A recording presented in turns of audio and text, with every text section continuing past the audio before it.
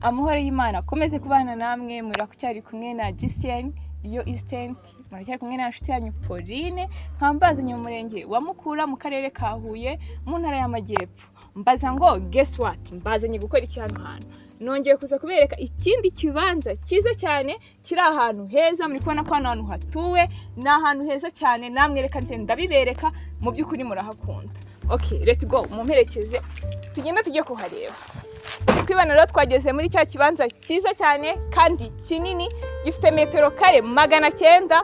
Nk'ubu ngubu duhereye ahangaha tukagenda tukagera hariya ni nka metero 35, tukongera tugahera tukagenda hari haruguru. Muri kwibona ko ari ahantu hanini heza, specially haratuwe, hari amazu na dore inzu imwe, dore indi, hari hepfo hari umuhanda. Mu by'ukuri nugura ikintu ugikigura ahantu ubona hari umuhanda. Nk'ahantu hari umuhanda wahazana imodoka, wahashyira ibintu byinshi bitandukanye, specially ushobora kubashira nk'inzu y'ubucuruzi cyangwa ukashira hoteli cyangwa nawe ukahatura. Mu by'ukuri ndabisiko namwe muzi ibintu byinshi mwahashyira. Ikindi cyiza cy'ahantu hari umuriro, hari amazi, ni byiza cyane. Ndero nakubwira ngo ngwino ugure ikaze kabisa ku miliyoni 6 ugatwara ikibanza cyiza kiri ahantu heza.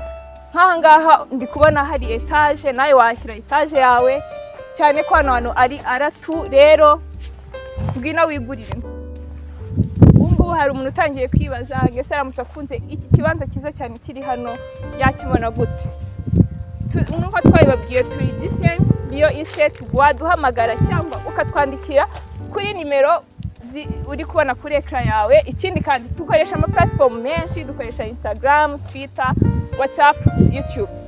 Nimba ushaka kureba ibikorwa byacu ngo ukomeze udukurikirane kuri YouTube, telefone yawe ugende kuri YouTube yawe wandikeho GCN iyo Instant, ureke ubona ibikorwa byacu, ubone n'ahandi hantu henshi byose bisure, and then uzatushimira nyuma.